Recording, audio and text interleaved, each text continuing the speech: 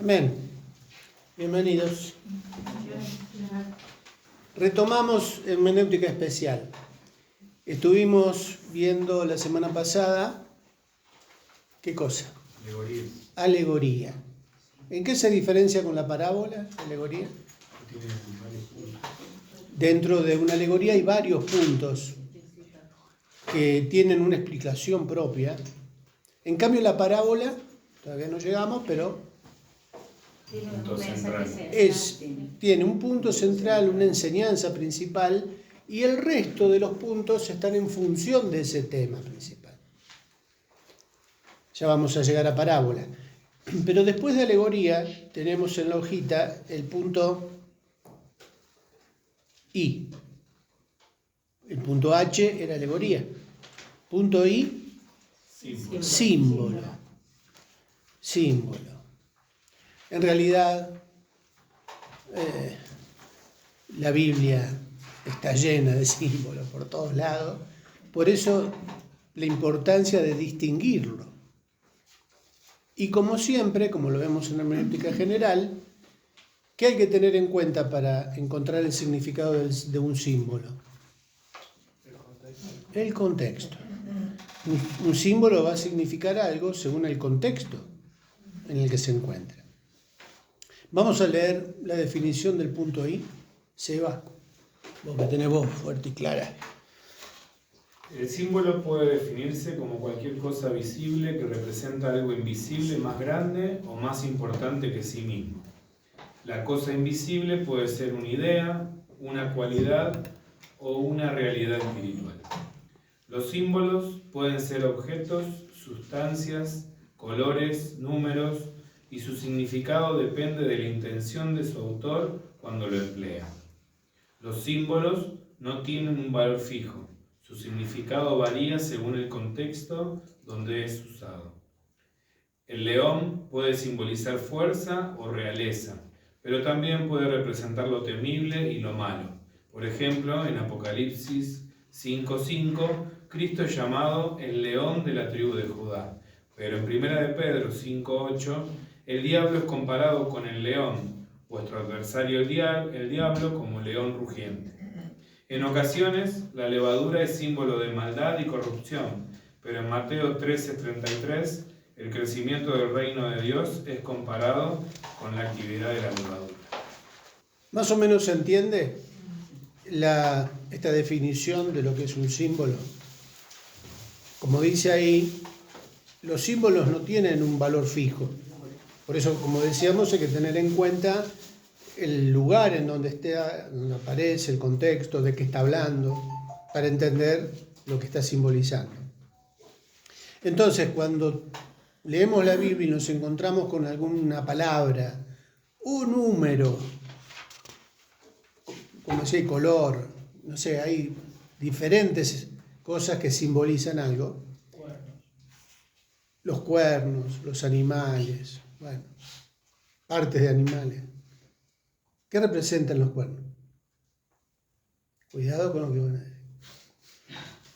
¿No es algo del poder o algo de fuerza?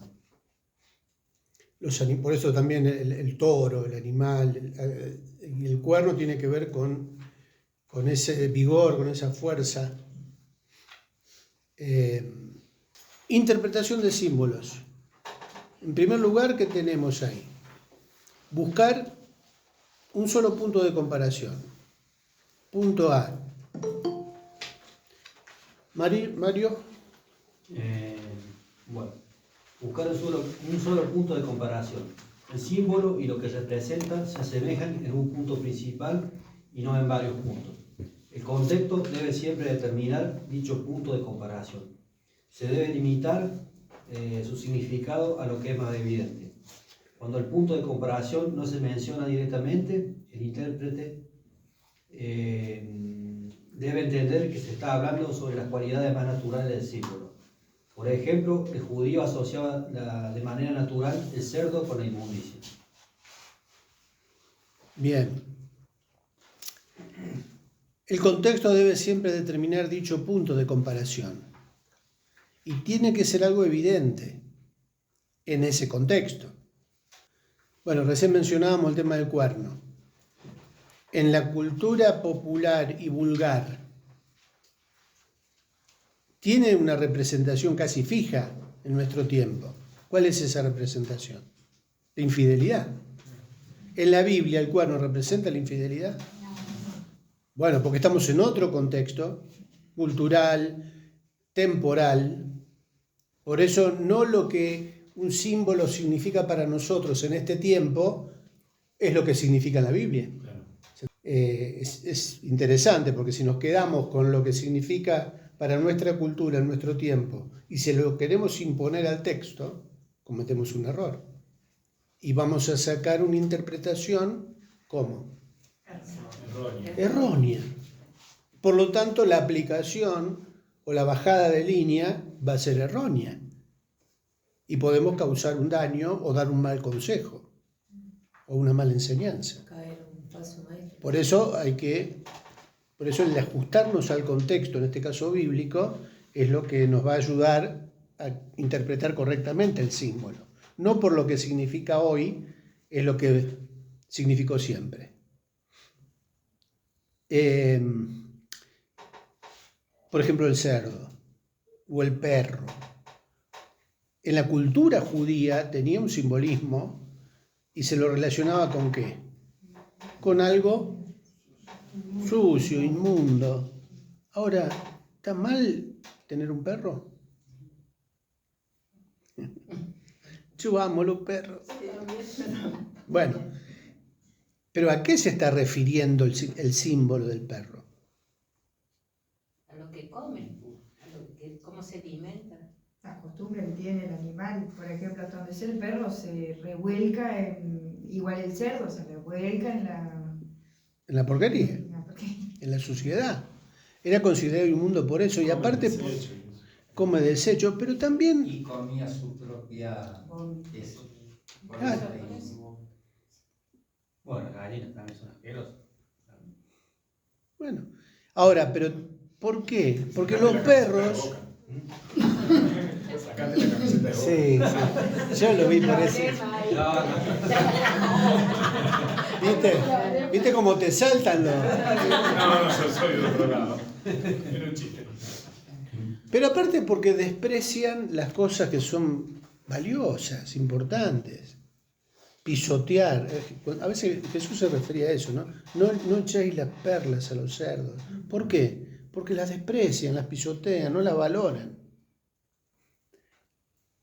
Por eso también no necesariamente referirse a un perro como el animal, ¿no? No es porque sea inmundo el perro en sí, porque hay seres humanos que son perros espiritualmente hablando, porque pisotean la sangre de Cristo, desprecian la palabra de Dios.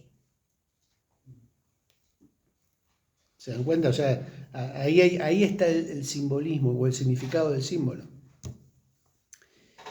¿Dónde andábamos? Punto B. Buscar el significado en el contexto, lo que venimos diciendo. Patri, ¿puedes leer el B? La mayoría de las veces el punto de comparación se encuentra en el texto o en pasajes paralelos donde también se utiliza el símbolo. Por ejemplo, en Apocalipsis 1:8 el Señor dice que Él es el alfa y la omega. Luego explica el punto de comparación en Apocalipsis 1:8, 21:6, 22:13.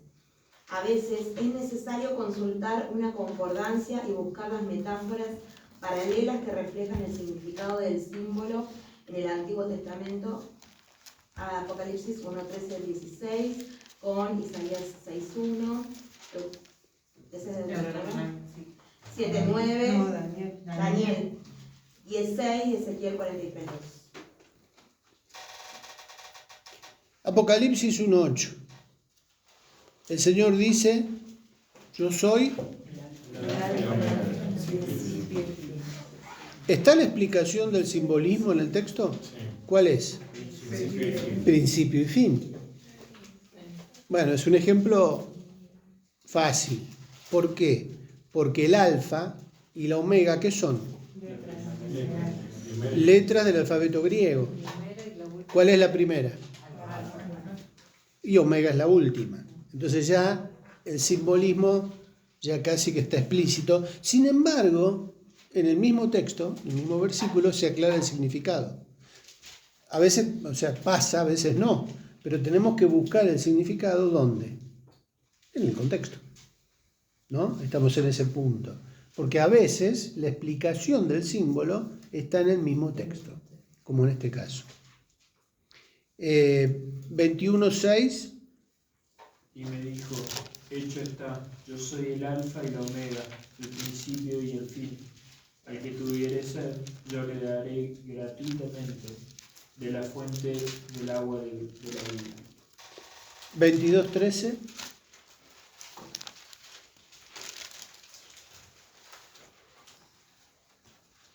Lo mismo. Yo soy el alfa y la omega, el principio y el fin, el primero y el último. Es como que lo recontra ratifica, el primero y el último. Punto C. En la Biblia no hay símbolos universales. Punto C. Gise. Es un error suponer que ciertos objetos, hombres y cosas tendrán siempre un significado simbólico o aún el mismo significado simbólico en forma permanente. Debe haber en el contexto una evidencia clara que indique que se quiso dar un sentido simbólico. Una vez confirmado, es indispensable buscar el significado del símbolo dentro de su contexto. Vamos a verlo ahora con los ejemplos que están abajo en el cuadrito. No hay valores permanentes. Veíamos recién ejemplos, ¿no? El león. El león, ¿Qué más? la levadura. La Esos son levadura. los dos ejemplos que damos. En un contexto significa una cosa y en otro se lo asocia con otra cosa. Es más, con cosas opuestas. Bueno, estuvimos hablando de la serpiente también. La serpiente, el león rugiente que anda buscando a quien devorar. ¿De quién habla? El enemigo. ¿Y el león de la tribu de Judá? Por eso, siempre el contexto determina el significado del símbolo o a quién se refiere. Vamos a los ejemplos, así nos ejercitamos en búsqueda de pasaje, que andan medio lerdos porque el frío y la humedad los tiene medio duros de los dedos. Vieron que en el punto 2 dice ejemplos de una misma palabra con distintos significados. En primer lugar, vamos a ver la espada, la columnita de la espada. Efesios 6:17, lo saben de memoria, habla de la armadura de Dios. Y tomar el yelmo de la salvación y la espada del Espíritu, que es la palabra de Dios. El mismo texto está explicando el simbolismo de la espada, que es la palabra de Dios. En Mateo 10:34, Fabio, Vero, si tienen textos, métanse nomás para leer. Lo mismo Carolina, Sandra. No penséis que he venido para traer paz a la tierra, no he venido para traer paz sino espada. ¿Qué simboliza ahí la espada? Justicia. No he venido para traer paz, sino... Confrontación. ¿Quién habla? Jesús. ¿Y de qué está hablando? De la división. La luz y las tinieblas. O sea que está representando un conflicto, está representando un mensaje que se da y que produce... El corte de la espada, por eso también, ¿no? Claro, produce bandos que se separan, o sea, uno se va a tener que alinear de un lado o del otro, ¿no? No he venido a traer paz, sino espada, enfrentamiento, conflicto, guerra. Ahí es la espada del Espíritu, de Efesios 6. Más o menos se va entendiendo el punto del contexto. Ahí creo que el significado real de la espada en sí como herramienta, como espada, digamos. Bien literal, digamos, me parece, ¿o no? En el siglo. Vamos a Marcos 14, 47. ¿Quién tiene más? Ricardo. Dale. Pero uno de los que estaban allí, sacando la espada, hirió al siervo del sumo sacerdote, cortándole la oreja. Acá claramente habla diferente, otro contexto. Ahí está hablando de la espada, como arma. Sí. ¿No? En los otros casos está hablando de la palabra de Dios o el enfrentamiento que produce una división, un conflicto, bandos que se separan por causa, en este caso, del mensaje. Eso vino a traer el Señor. Y en el último texto se está refiriendo a la espada, como arma física. Vamos a semilla. ¿Qué dice Lucas 8:11? Esta es, pues, la parábola. La semilla es la palabra de Dios. Acá vemos un ejemplo claro de cómo en el mismo texto se explica el significado. ¿Qué es la semilla? La palabra. Y ahí vamos asociando o interpretando el propósito de la semilla. ¿Cuál es? ¿Para qué sirve una semilla? Claro, para que sea sembrada, para que germine, para que lleve fruto. Y ahí ya uno puede elaborar una lección o una prédica sobre la semilla, que es la palabra de Dios. Ahora, ¿qué dice 2 Corintios 9:6? Pero esto digo, el que siembra escasamente, también segará escasamente, y el que siembra generosamente, generosamente también segará. Acá no se menciona la palabra semilla, literalmente. Está hablando de la actividad que se hace con la semilla. O de dar. Se interpreta por lo que viene del contexto, dar. Habla de generosidad. Dice, exhortar a los hermanos. Antes dice, por tanto tuve por necesario exhortar a los hermanos que fuesen primero a vosotros y preparasen vuestra generosidad. Es dar lo que tenemos, dar los bienes, bendecir a otros. Eso me parece. ¿Está hablando de semilla literal, de semilla como la palabra de Dios?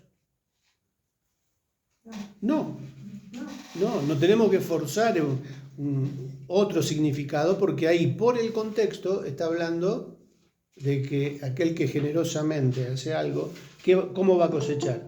Generosamente. Génesis 1:11. Después dijo Dios, produzca la tierra hierba verde, hierba que dé semillas, árbol de fruto que dé fruto según su género, que su semilla está en él, sobre la tierra, y así fue. ¿Qué representa ahí la semilla? Sos tramposo, me dicen a ver. ¿Por qué decir que representa si no representa más que el hecho de ser una semilla? La semilla literal. La semilla literal, exactamente. Como la espada con el siervo de él. O sea que todas las últimas son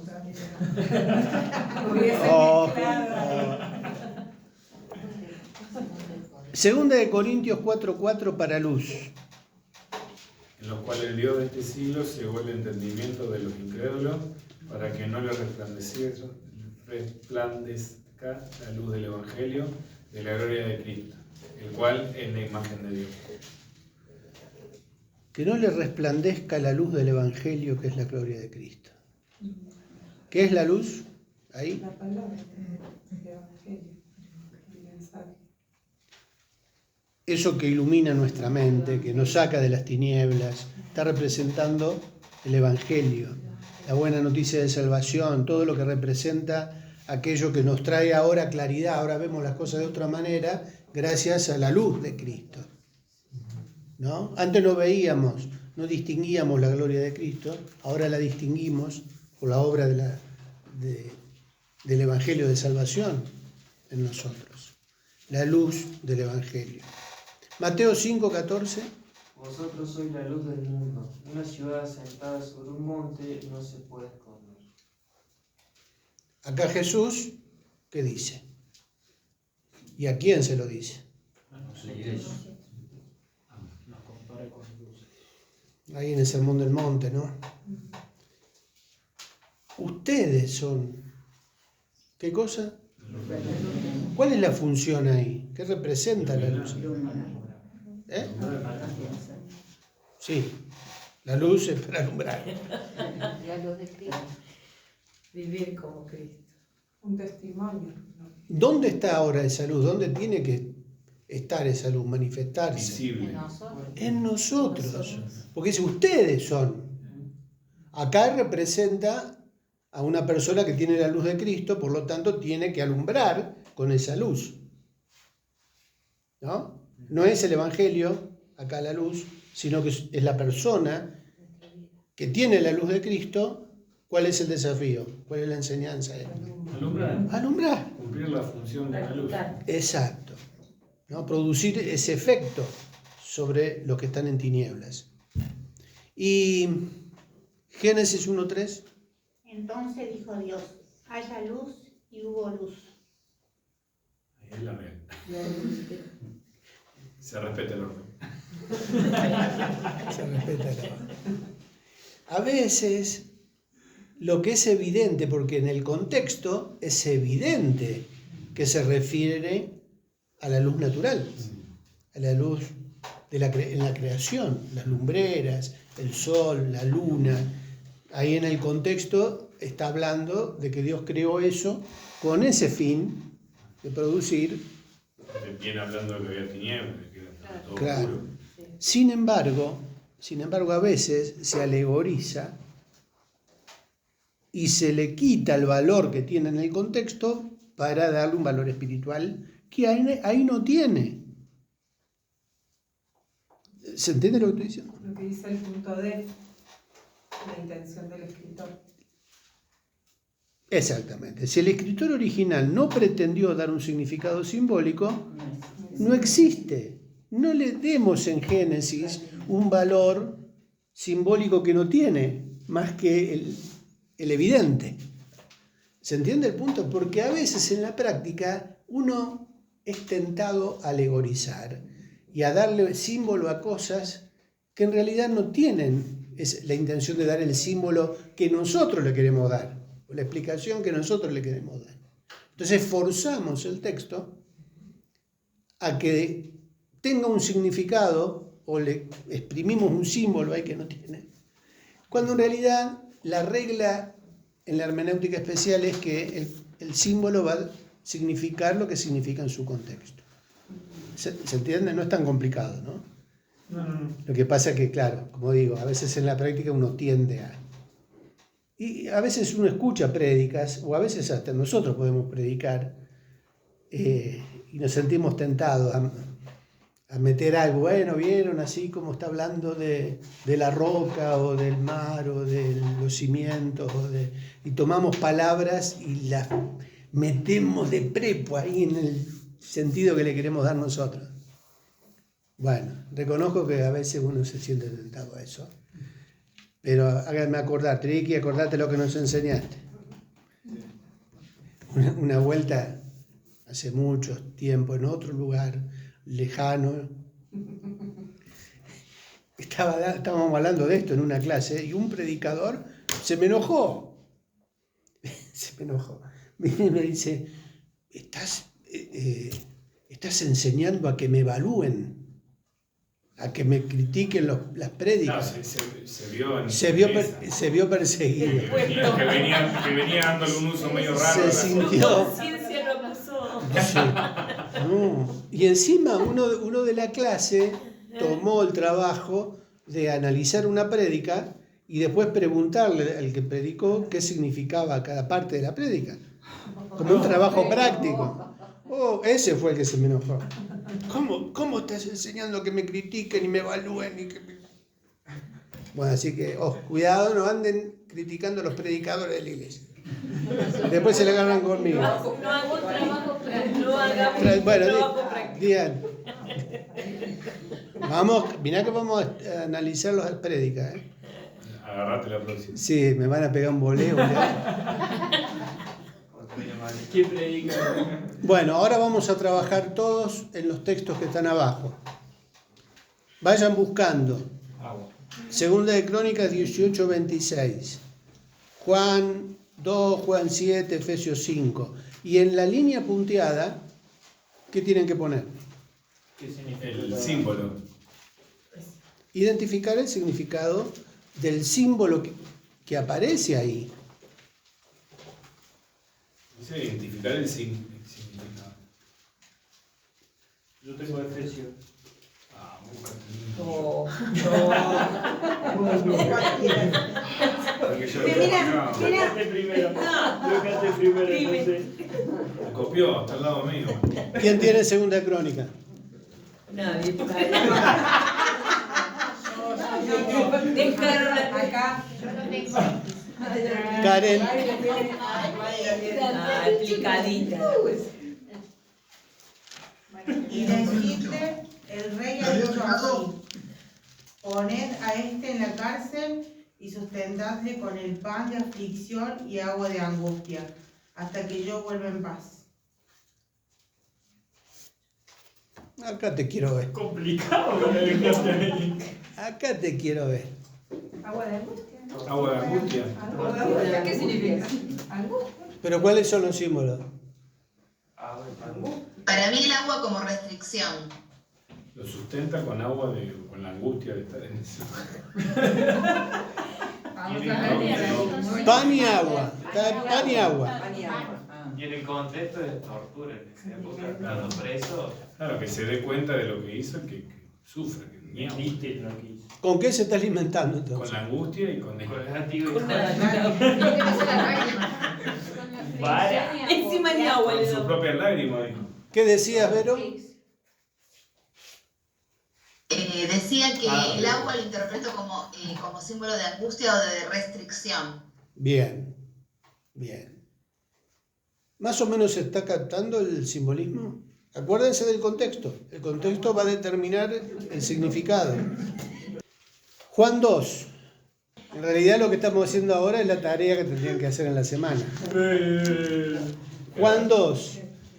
¿Qué elemento simbólico puede haber ahí? El agua en vino, la conversión. Bien, entonces, Agua literal. Cuando se convirtió en vino. Agua como milagro. Milagro. Pero era agua que se hizo. Claro, para mí eso sería agua literal. No tiene ningún símbolo. ¿y el vino? Lo que pasa que En ese contexto era de fiesta. O sea, necesitaban vino para darle. Como celebración. Claro, porque que no tenga vino en la fiesta como daba. Que no era fiesta. pero Jesús no le da cuando le dice a la madre, no es la hora todavía. No le da el significado de la entrega de su sangre. De la sangre. Por eso.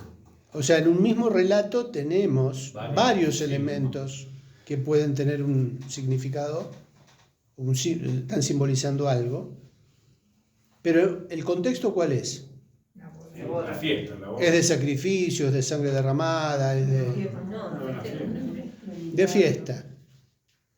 Bueno, Es de Canuto, ¿Y entonces qué ponemos, profe? Canuto, el novio que puso todo vino. ¿Qué ponemos, profe? no, yo no les voy a decir porque esto es trabajo práctico. No, eran todos alcohólicos, mal. Se tomaron todo de. Pero son 4 o 5 noches. Estoy pensando que. Hay varios, por eso digo de la tentación de buscar significado simbólico en varios elementos de la boda de Caná, porque le van a buscar a las tinajas. ¿Para qué se usaban esas tinajas? ¿Para qué estaba esa agua?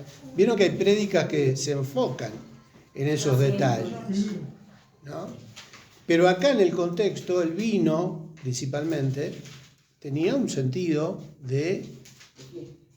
Porque ¿qué es lo que se destaca al final de las bodas?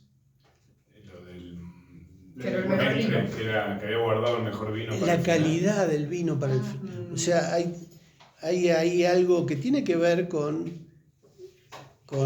eso que aparentemente iba a fracasar, iba a terminarse la alegría rápido, sin embargo se extendió en el tiempo, gracias al milagro del Señor. Mejoró la calidad. Un tipo y un antitipo. Bueno, pero acuérdense del contexto de la fiesta. O sea, vuelvo al punto de recién. No hay que buscarle o espiritualizar demasiado acá el símbolo, porque en el contexto está significando algo básico, elemental, como la alegría de la fiesta que Jesús prolongó a través de ese milagro. Juan 7:38. Como dice la Escritura, el que cree en mí, ríos de agua viva brotarán en su corazón. Acá cambió. Estamos dentro de agua, ¿no? Estamos dentro de agua. Acuérdense, el primero era agua de angustia. En el segundo es agua de alegría. Y acá, Vida. De vida, el evangelizar, el llevar las buenas nuevas. El Espíritu Santo. Agua como fe. bien, ¿podés repetir el texto? Como dice la Escritura, el que cree en mí, ríos de agua viva brotarán de su corazón. 39. Esto dijo el Espíritu que habían de recibir los que creyesen en él, pues aún no había venido el Espíritu Santo, porque Jesús no había sido glorificado aún. Usando el contexto, ¿qué está representando ahí el agua? La vida del Espíritu, una vida nueva. Claro. ¿Se van dando cuenta? Porque también el agua, como venimos viendo, puede significar otra cosa. A veces nos encerramos en que el Espíritu Santo es simbolizado por el fuego o por el aceite. Pero acá, ¿por qué está simbolizado? Por el agua, río. Por el agua, río de agua viva. ¿Se va captando? ¿Se va entendiendo? Siempre el valor va a estar determinado por el contexto. Y acá en el contexto es Jesús mismo que dice, el que cree en mí, De su interior correrá un río de agua. esto dijo, dice Juan, interpretando, esto dijo del Espíritu que habían de recibir los que creyesen en él. O sea que ahí está el significado de esos ríos de agua viva. ¿Dónde andamos? Efesios 5:26. Para santificarla, habiéndola purificado en el lavamiento del agua por la palabra. Limpieza. Limpieza. El agua como limpieza. ¿Por qué medio? La palabra. Por la palabra. Entonces, repasando, ¿qué significa Segunda Crónicas?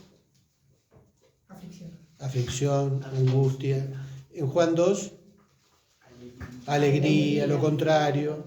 En Juan 7, el Espíritu. ¿Eh? La vida del Espíritu. En Efesios 5, La limpieza.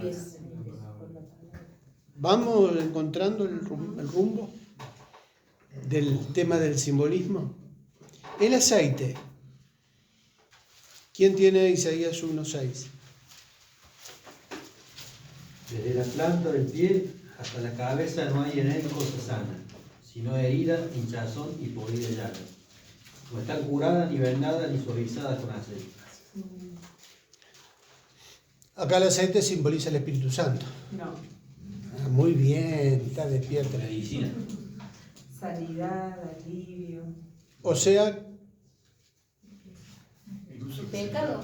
el uso del aceite como qué. Como medicina. Muy bien, Vero también está Pero enganchado. ese era un uso normal, natural claro. del aceite en ese momento. Exacto. Claro, Muy bien. El buen samaritano también enseñó ese ejemplo, ¿no? Lo Claro. pusieron en el mesón, lo pusieron aceite. Exacto. Como medicina. Bien. Isaías 61:3. A ordenar que los afligidos de Sión se les dé gloria en lugar de ceniza, óleo de gozo en lugar de luto, manto de alegría en lugar de espíritu angustiado. Y serán llamados árboles de justicia, plantío de Jehová, para gloria suya. Estamos con el aceite, ¿no? Acá que representa el óleo, el aceite, gozo. Joel 2:24. Las espigas se llenarán de trigo y los lagares rebosarán de vino y aceite. Abundancia. Aceite fuego. Y ahí Aceite como esa, ¿sería? está entrecortado. Prosperidad. Leí otra Eso vez. habla de- No, que se escuchó el comentario entrecortado. Aceite como riqueza podría ser, o Prosperidad. como prosperidad. Sí, pero el aceite ahí, ¿qué es? Literal, aceite. El interés. Sí. Sí, vino, Porque ¿qué es lo que aceite. se llena? Sí, Los está hablando. lagares, los lugares donde se conserva Claro. el aceite. Estamos acá tratando de encontrar el valor simbólico del aceite. Sí está hablando de que el aceite, el vino, los lagares, los graneros, los hilos. Está hablando de abundancia. ¿Pero de abundancia de qué? De plenitud. Claro, del producto natural, ¿no? Que produce bendición, riqueza, prosperidad, pero está hablando del producto literal. Primera de Samuel 16:13. Y Samuel tomó el cuerno del aceite y lo ungió en medio de sus hermanos. Y desde aquel día en adelante el Espíritu de Jehová vino sobre David. Se levantó luego Samuel y se volvió a Ramá. ¿De qué representa ahí el aceite? Unción, ungimiento. Unción de Dios. El simbolismo del aceite como también el Espíritu Santo, que se usaba para representar la unción de Dios, el respaldo de Dios, la autoridad de Dios. Queda elegido. El fuego. ¿Quién tiene Éxodo 32:24? Y yo les respondí, ¿quién tiene oro? Apartadlo, y me lo dieron. Y lo eché en el fuego, y salió este becerro. Solito salió. Caminando. Solito. Yo lo agarré y se lo puse ahí. Ahí es literal, el fuego. Mirá la hermenéutica que están usando estos tipos. Es para bochar. Bueno, ¿qué es el fuego ahí? Literal. ¿Qué está representando? Fuego que quema, que funde. La fundición del oro. La fundición, funde, porque tiene un valor calórico elevado. ¿Dónde? Mateo 3:11. Yo a la verdad bautizo en agua para arrepentimiento, pero el que viene tras mí, cuyo calzado yo no soy digno de llevar, es más poderoso que yo. Él os bautizará en Espíritu Santo y fuego. Fuah. ¿Y acá? Poder, una investidura de poder. Porque habla del Espíritu Santo, pero agrega fuego que está relacionado con el Espíritu Santo. Interesante, ¿no? Pero el fuego está referido también al poder, Claro, a la potencia. porque si solamente limitamos el fuego, porque acuérdense del contexto, hay veces en que sí habla de Espíritu Santo, pero acá está hablando de un efecto poderoso, ¿no? El fuego como una manifestación de ese Espíritu Santo de poder. ¿Vamos encaminándonos? ¿O se va entendiendo? Porque al comparar con los otros pasajes nos vamos dando cuenta de las diferencias. Hebreos 12:29. Porque nuestro Dios es fuego consumidor. Y ahí, El juicio, la justicia. ¿qué representa el fuego? Porque nuestro Dios, ahora se está asociando a Dios acá, con fuego que consume. O sea, tenemos que seguir viendo el contexto. Ese fuego que representa la santidad. Juicio. Los impíos, claro. La ira de Dios también. O sea, delante de la presencia de Dios, de una presencia tan santa, tan poderosa, ¿quién puede quedar parado? ¿Qué pecador puede mantenerse vivo? ¿Se acuerdan las historias que veíamos de los profetas, de aquellos que tuvieron un encuentro cercano con la presencia santa de Dios? ¿De qué tenían miedo? De ser consumido por el fuego. Ay de mí, decía Isaías, porque muerto soy, porque mis ojos han visto. Claro, es algo que consume, que deshace. Primera de Pedro 4:12. Lo tengo, ¿querés? Dale. ¿Lo leo, querés? Sí, sí. Amados, no os sorprendáis del fuego de prueba que os ha sobrevenido, como si alguna cosa extraña os acontecerá.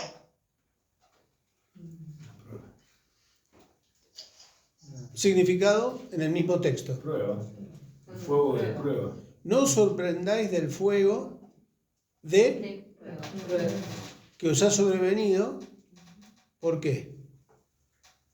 ¿Qué era lo que estaba pasando ahí? Había comenzado la persecución. Dice, como si alguna cosa extraña os aconteciese.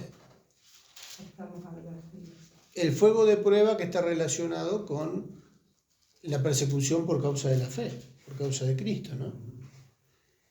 Entonces, ¿ahí qué significa o qué simboliza el fuego? De una prueba de la fe. Prueba de fe. No es un fuego no es un fuego de juicio. A diferencia del anterior. Del anterior. Este no es para digamos, castigo o para sacarnos bueno, por así decirlo, sino como que es para saber cómo estamos, dónde estamos parados. No, pero tiene que ver para sacarnos bueno. También. Porque ahí mismo en 1 de Pedro habla de que nuestra fe va a ser purificada como el oro. O sea, va a mejorar, esa prueba es para nuestro beneficio, para mejorar nuestra fe, afirmarnos, fortalecernos. Pedro quería alentar a los hermanos que estaban sufriendo por causa de la fe. En este caso, ese fuego de prueba iba a redundar en beneficio, porque iban a salir fortalecidos. No es el fuego del castigo destructor, del juicio eterno, ¿no? Sino que es un fuego que purifica, que mejora la calidad. Porque también en el contexto encontramos de la fe que sale aprobada, como el oro que pasa por el fuego. El oro que pasa por el fuego separa la escoria, lo purifica más todavía. Ese es el sentido que tiene acá, en 1 de Pedro. Más o menos nos damos cuenta cómo ir interpretando el sentido de los símbolos, teniendo en cuenta siempre qué cosa. El contexto. El contexto. Ricardo, hola, ¿qué tal? Hola. Soy Germán. ¿Puedo hacer una pregunta? Sí, Germán. Estoy acá presente. Muy bien. En el ejemplo de Mateo, en el capítulo 3, en el versículo 11, cuando habla del Espíritu Santo y fuego, sí. ya quedó un poquito atrás. Sí, sí. En la Biblia de estudio que yo tengo, dice que también hay una excepción que puede ser que simboliza el juicio, el fuego, no necesariamente el poder de Dios con el Espíritu. Dice, el Espíritu Santo al traer el juicio de Dios sobre quienes rehúsan arrepentirse de sus pecados, algún día todo el mundo será bautizado, ya sea por el Espíritu Santo o por el fuego de su juicio. No sé si traje más confusión. Bueno, ahora siempre tenemos que volver al texto y el contexto del texto. Sí. Claro, como en el versículo 12, ahí en el contexto inmediato dice, su aventador está en su mano y limpiará su era, como que habla de una separación que va a ser. Yo quería saber si necesariamente el significado es que el fuego es el poder del Espíritu Santo, o si está bien esa acepción que hace la Biblia de Estudio. Y en el versículo 10 viene hablando del hacha que corta el árbol que no da fruto y lo echado al fuego también. Sí.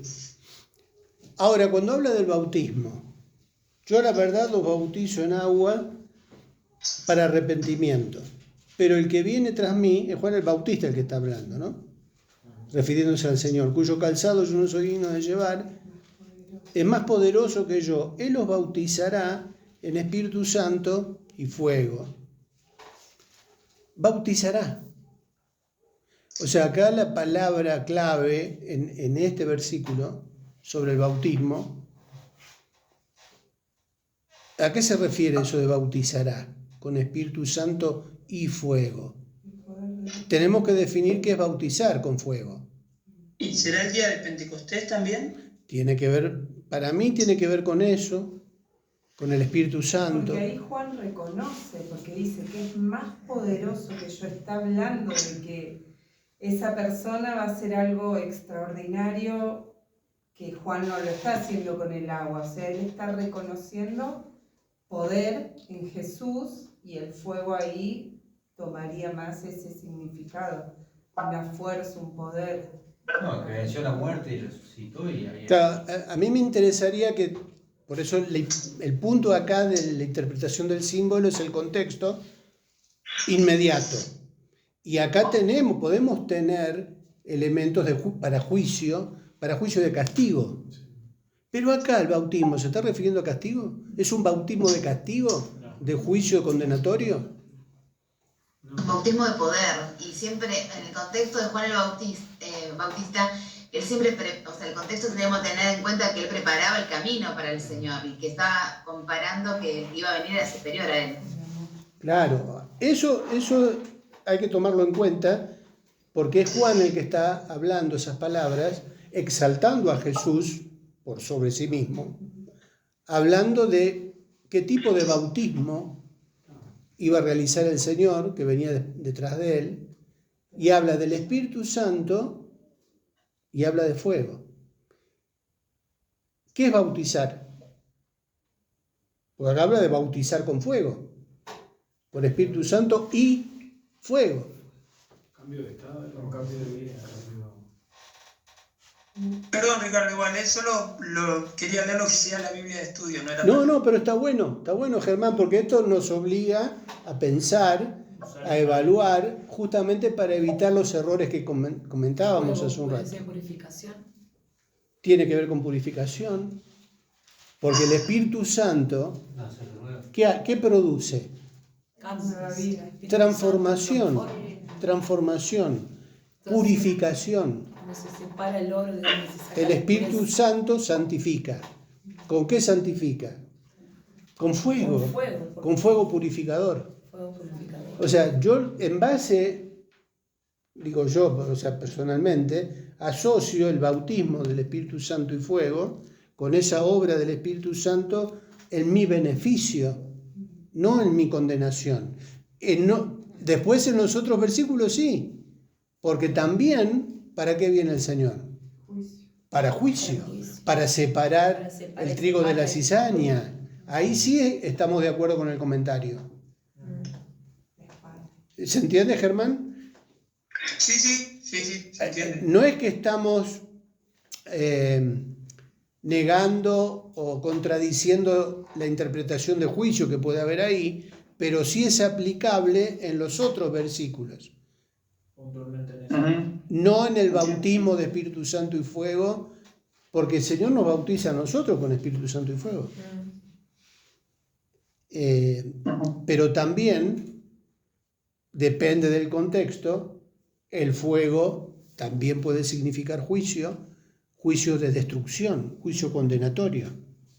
En otro contexto, el fuego purifica, es símbolo del Espíritu Santo, de poder de Dios. O sea, todo lo que estábamos viendo depende del contexto. Aparte, ¿el comentario es en el capítulo o en el texto en específico? capítulo dice generación de víboras, ¿quién nos enseñó a oír de la ira venidera? Claro, por eso. Pero por eso digo, dentro del texto, Germán, ¿podés repetir o podés aclararnos si en el comentario de la Biblia se está refiriendo a qué versículo se está refiriendo? Puntual. Sí, está refiriéndose al versículo 11.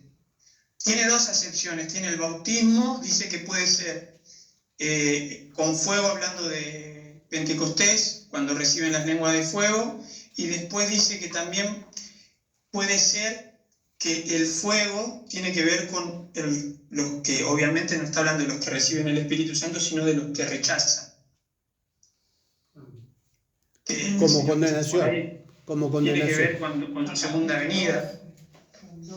Pero bueno, no es una interpretación mía, yo solo leí eso porque me llamó la atención, porque yo ya había escuchado una vez que el bautismo de fuego tenía que ver con el rechazo al Espíritu Santo. Pero no quiero... pero está bueno, que nos quedamos ahí. Perdón, también viene hablando justamente de la hacha que corta el Claro, pero en el versículo 11 no es bautismo de juicio. Ahí busqué bautizar es sumergir. O sea, es sumergir. Cuando vos sumergís algo, lo sacás con lo que estaba, digamos, donde lo sumergiste. Claro. O sea, que te saca con el Espíritu Santo. O sea, que te da el poder del Espíritu Santo. Yo también lo pensaba. Claro, en el versículo 11 para mí significa eso. En el 12 significa la otra acepción de juicio. ¿Querés que lea el 12? Lo que dice acá en el estudio. Dale. Dice, el rastrillo se refiere a una horca utilizada para aventar el trigo y separar el grano de la paja. El grano no es la parte útil de la cosecha. La paja es la cáscara exterior que no sirve. Al no tener valor, la paja es quemada, el grano se recoge y se guarda. A menudo, aventar el grano se utiliza como ilustración del juicio de Dios. Las personas que no se arrepienten serán juzgadas y desechadas porque no sirven para realizar la obra de Dios. Pero los que se arrepientan y crean serán salvos y Dios los usará. Estamos de acuerdo. Estamos de acuerdo. Ahí en el versículo 12 significa juicio. El aventador. Aventar era tirar al viento. Tirar es como una horquilla que tira al viento, por eso aventar. Y como el grano es más pesado que la hojarasca, que la paja, el viento se llevaba la cáscara y caía lo que servía. Eso habla de separación, de juicio. ¿No? Ahí estamos de acuerdo. Ahora, en el 11, yo no estoy tan de acuerdo en que el fuego sea juicio, sino que sea poder del Espíritu Santo. Bautizados en el poder, en el fuego del Espíritu Santo. Vamos a orar porque se nos pasó el tiempo. Amén. ¿Querés, ya que está Germán ahí, querés orar? Vamos, Germán. Bueno, dale. Señor, te queremos adorar y alabar, darte gracias por el privilegio que tenemos de estudiar tu palabra. Gracias por revelarnos, Señor, tus promesas, tus advertencias. Gracias, Dios, te damos de todo corazón por tu misericordia. Señor, yo te ruego que todo esto que estamos aprendiendo lo podamos usar para tu gloria, para ayudar a aquellos que están confundidos, que están en el error, y a aquellos que se oponen porque tienen dudas quizás que no han sido satisfechas. Señor, danos la sabiduría, el poder, Dios, de tu palabra para poder hablar verdad, Señor. Gracias por este tiempo, gracias por la vida de mis hermanos, gracias por la vida de Ricardo. Te ruego que lo bendigas en el nombre de Jesús. Te damos gracias, Señor. Amén. Amén. Gracias. Dios les bendiga. Saluden ahí si hay tiempo. Buenas noches. Chao. Chao, hermano. Bendiciones a todos. Amén.